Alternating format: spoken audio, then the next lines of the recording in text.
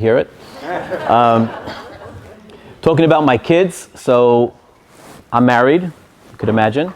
I live in Miami, the other part, the second best part of the country. And we are blessed with 11 children. This is the time you can say, wow. Okay, not every day you meet a family with 11. And right, no twins, no nothing, 11. We are blessed currently with 15 grandchildren. And last week we were informed that we are going to be blessed with 2 new grandchildren, twins. So, mazel tov, okay, so only happy occasions, right. So I was asked today to speak not too much yet about Torah and about the project per se, but somehow to share with you about one of the most complicated and, I suppose, difficult subjects, and that is me. I'll tell you a little bit about me.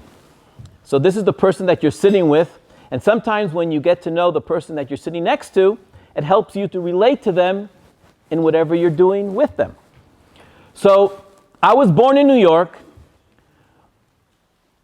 After a short while, my parents moved to Oklahoma, and from there to Santa Rosa, California. My father's a professor, used to teach in Berkeley University, Norman, Oklahoma as well.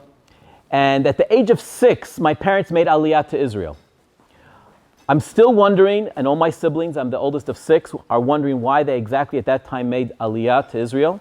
Be it as it may, I couldn't speak Hebrew, and actually the only word for a long time I was able to say was kacha. I'm not sure if anyone knows what the word kacha means. It means like this. So, do you like Israel? Kacha. What do you want to do? Kacha, kacha. You know, that's...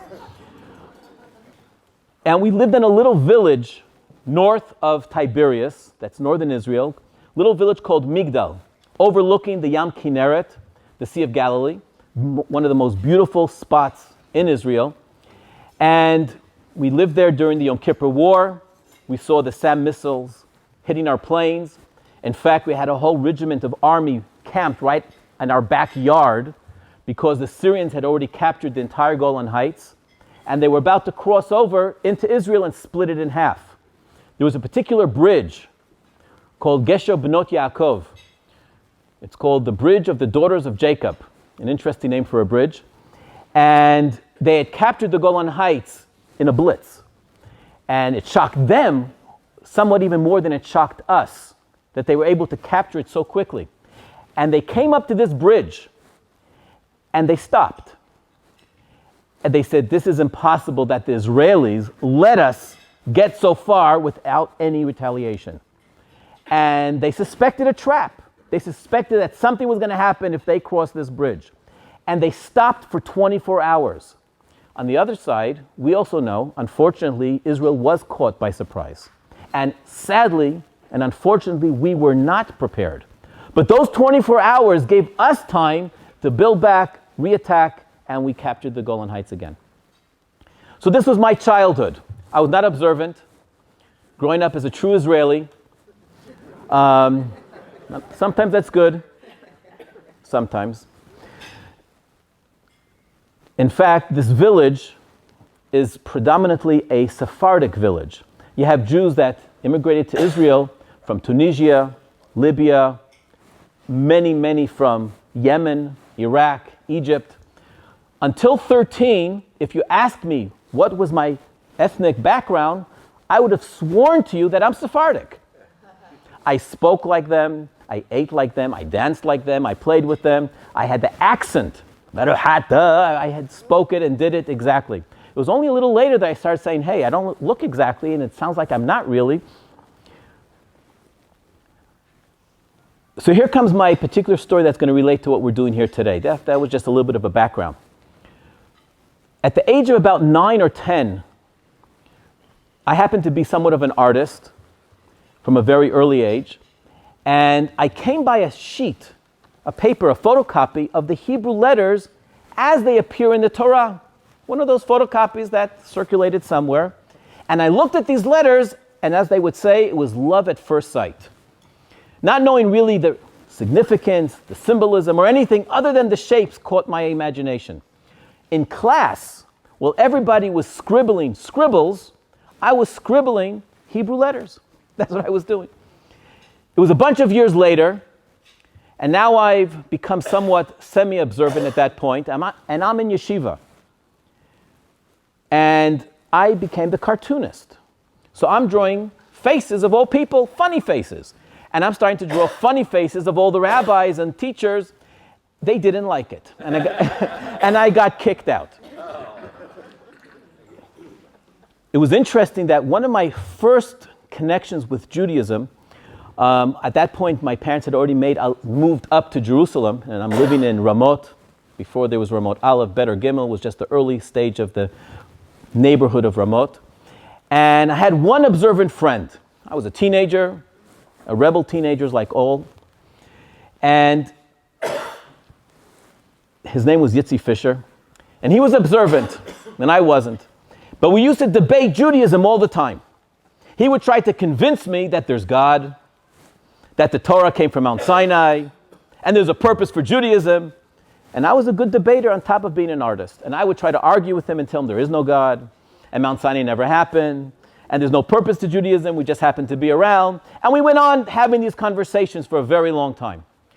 But there was a pivotal moment where one day we came down, we used to meet in the different cafes in Jerusalem, and we sat together, and he says to me, Moshe, that's my first name, he says, and this is obviously all in Hebrew, he says to me, I've decided that we're not debating anymore. So I said, you admit defeat, I got you. He said, no. Oh, I says, okay, so you're convinced that you cannot convince me.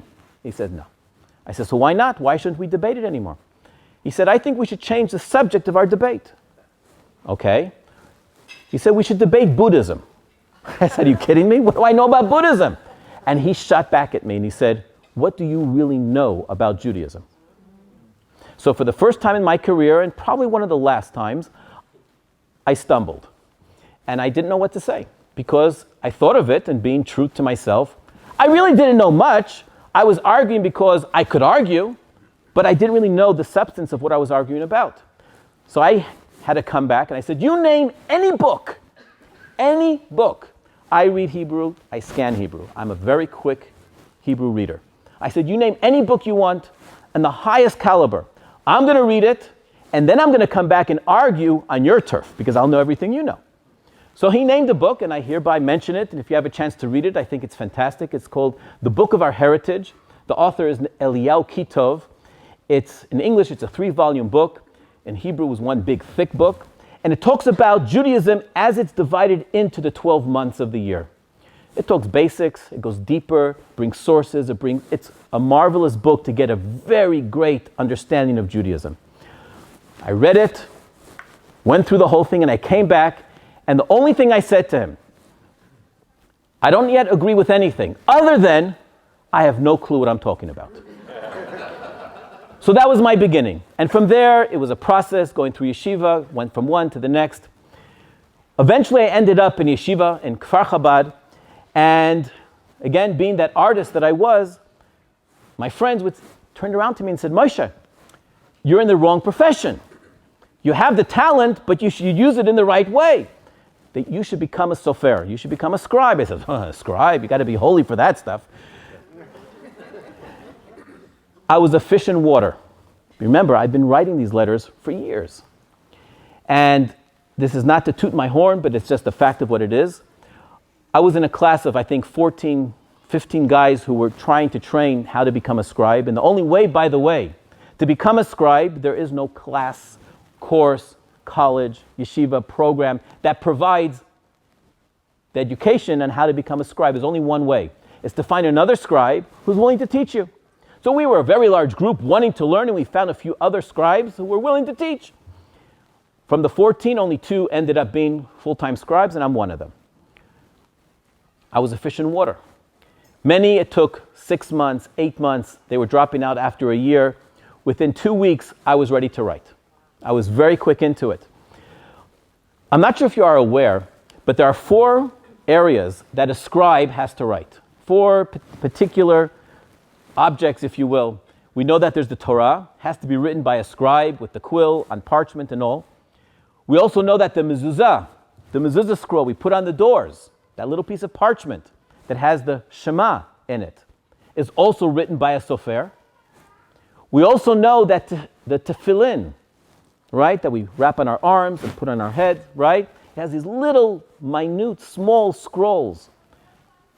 The 4 times that tefillin are mentioned in the Torah, we bind them on our arms and put them on our heads, again, written by a sofer. And last but not least, we're coming up to the holiday in 2 weeks from now. Which holiday is that? Purim. And we read the book of Esther. The Megillat Esther also has to be written by a scribe. So here comes a trivia question for all of you. Here are 4. Torah, Tefillin, Mezuzah, Megillah. Which would be the first that the scribe would write in their training process to become a scribe? Torah, Tefillin, Mezuzah, Megillah. What do you say? Come on. Okay, so let's go like this.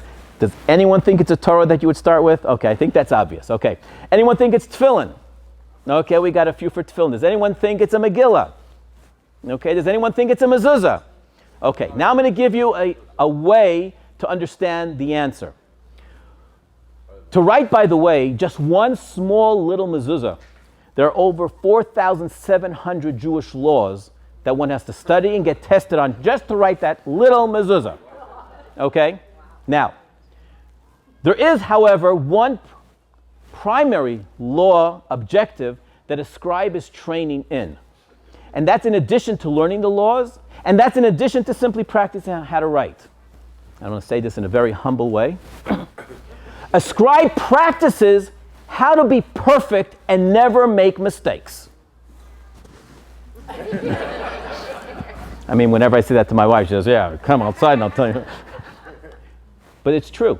A scribe is training how to be someone who does not make mistakes, period. Why is that? Why is that so important? So make a mistake. We all make mistakes. Because when you're writing one of these holy objects, there's another element to that writing. It's not just writing art. It's not just writing holy scriptures. You have, 007 has a license to kill. The sofer has a license to write God's name. And that is not a joke. And as Jews, we take it very seriously, to such a point that if, God forbid, God's name was erased or messed up or whatever, it's a problem. So a sofer takes it very seriously. And therefore, what's the practice? What's the training? You don't want to come to be writing at any time and make a mistake, should it happen that you would make a mistake in God's name. So until those who are training you are not confident in that, you're going nowhere.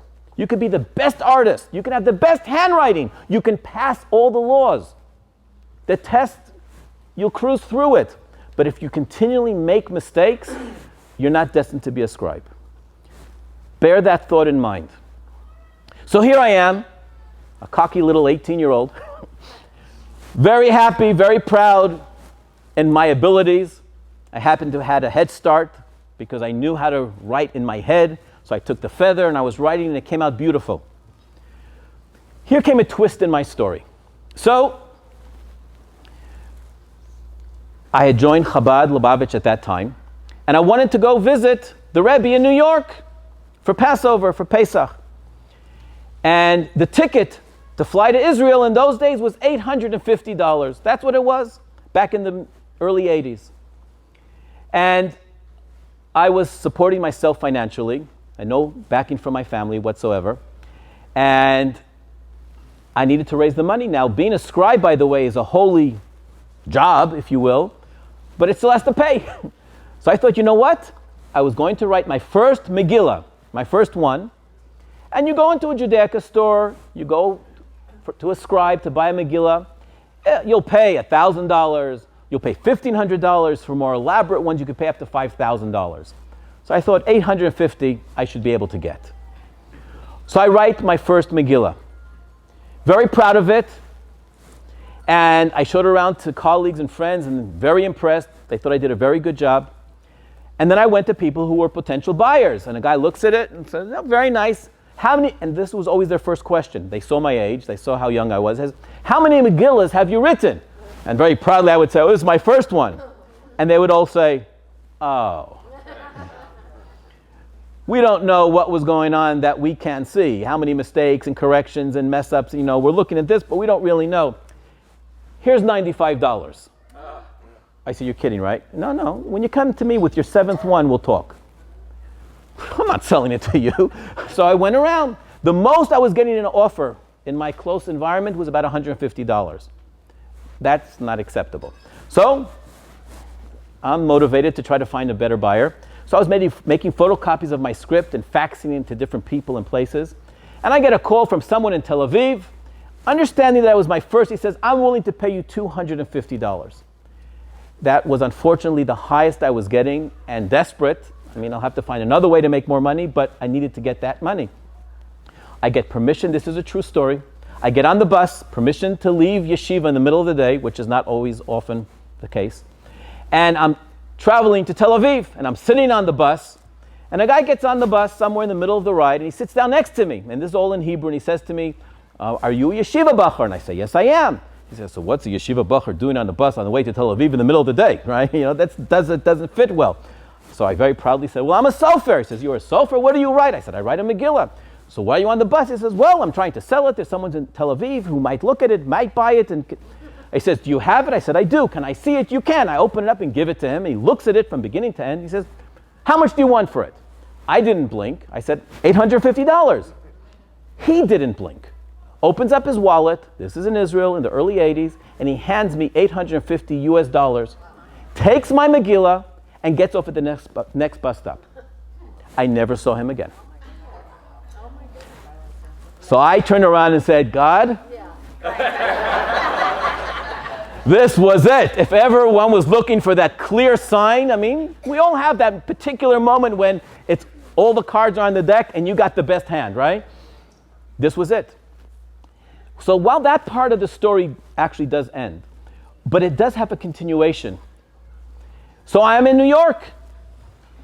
And those who were training me, and by the way, this is historical, that many scribes who would be writing Megillot, they will write 7, 10, 15 Megillot until those who are training them will turn around and say, we think you're ready to go on to the next stage.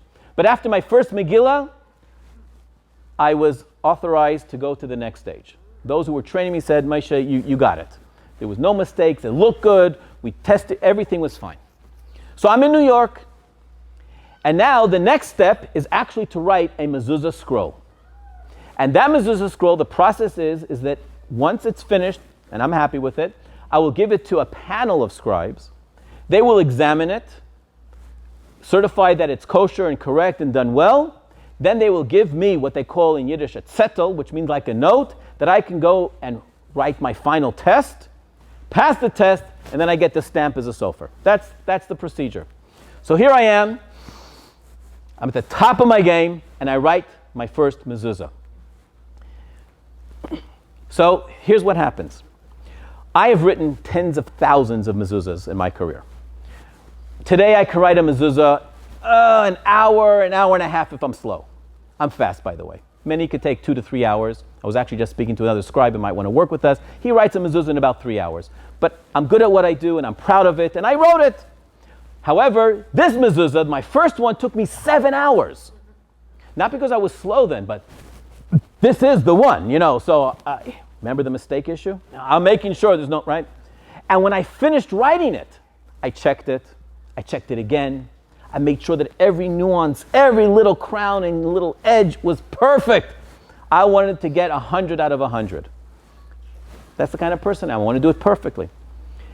And when I was happy, I went down and handed it over to this main sofer in New York that was going to examine it. Now, one of my shortcomings are that I usually don't remember people's names very well because I meet tens of thousands of them, or many into the hundreds for that matter. But this person I will never forget because of what followed. So his name was Rabbi Elishevitz.